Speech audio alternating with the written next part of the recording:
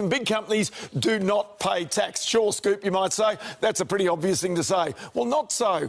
The tax office in the past couple of years has disclosed the tax paid by the biggest 2,000 or so Aussie companies, both public and private. The latest numbers are just out and show a third of this group did not pay tax in the 2015-16 financial year. The total tax paid by these companies, according to reports, $38.2 billion, around $3.6 billion less than the previous year.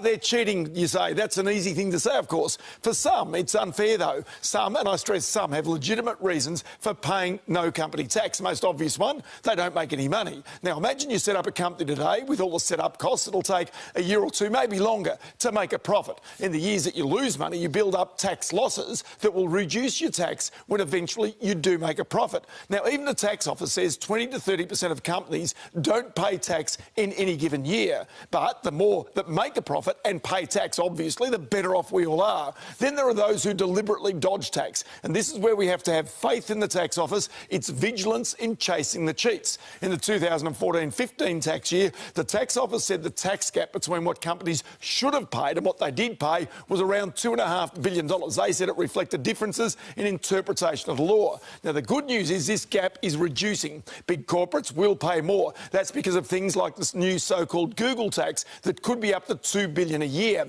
But before you think all big companies cheat, there's another story today from the tax office. That is you paying tradies or your cleaner safe for cash. The tax commissioner wants you to stop. The black economy could be worth $25 billion a year, 10 times more than that corporate tax gap. Now, overnight, the Dow Jones up by 77 points, the dollar 75.1 US cents. Bitcoin went through $16,000 US overnight. Time for entertainment news with Richard Wilkins.